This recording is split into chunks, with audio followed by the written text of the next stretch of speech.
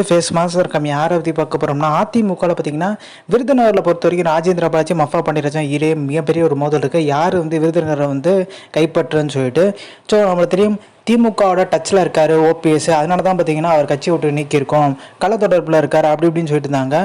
So அதனால் OPS நீக்கியிருந்தாங்கன்னா இப்போ ராஜேந்திர பாலாஜி பார்த்தீங்கன்னா மே 1 உழைப்பாளர் தின அன்னைக்கு திமுக அமைச்சரும் ஒருத்தர் கலந்துக்கிறார், கேகேஎஸ்எஸ்ஆர்.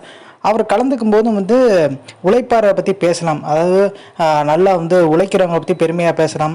அதை விட்டு திமுக அமைச்சரை பார்த்திங்கன்னா பெருமையாக பேசியிருந்தார். விருதுநகருக்கே பார்த்திங்கன்னா ஒரு அடையாளம் நல்லா சிறப்பாக செஞ்சுட்டு இருக்கான்னு சொல்லிட்டு திமுகவுக்கு பார்த்திங்கன்னா மிகப்பெரிய லெவலில் பாராட்டு சான்றிதழ் மாதிரி அதிமுக முன்னாள் அமைச்சர் ராஜேந்திர பாலாஜி பேசிகிட்டு இருக்காரு. ஸோ இப்போ எடப்பாடி பழனிசாமி நடவடிக்கை எடுப்பாரா அப்படின்ற ஒரு கேள்வி ஓபிஎஸ் என்ன கேட்குறாங்க.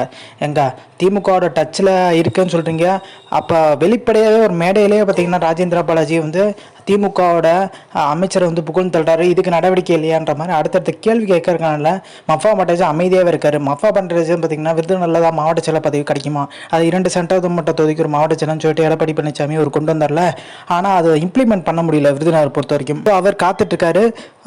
ஓபிஎஸ்க்கு ஒரு நியாயம், ராஜேந்திர பாலாஜிக்கு ஒரு நியாயமான்னு சொல்லிட்டு பார்த்தீங்கன்னா கேள்வி. எல்லா அதிமுக முன்னாள் அமைச்சரும் திமுக அமைச்சரோட லிங்கில் தான் இருக்காங்க. ஒரு அண்டர்ஸ்டாண்டிங் தான் போயிட்டுருக்கு. அண்டர்ஸ்டாண்டிங் இல்லைன்னு சொல்லவே முடியாது யாருனாலையும். ஓபிஎஸ் பார்த்தீங்கன்னா எடப்பாடி பழனிசாமிக்கு ஒரு போட்டியாக வந்துருவார்னு சொல்கிறதுக்காண்டி தான் கட்சியை விட்டு நிற்கிறார். சசிகலாவுக்கும் அப்படி தான், டிடி தினக்கும் அப்படி தான். ஸோ அப்படி இருக்க ஒரு சூழ்நிலை அடுத்து வேலுமணி. அதனால தான் வேலுமணி பார்த்தீங்கன்னா ரிசல்ட் வந்தோன்னா மிகப்பெரிய ஒரு மாற்றத்தை வேலுமணினால் வருன்றாங்க. So Indian famous like share thanks for வாட்சிங் திஸ் வீடியோ.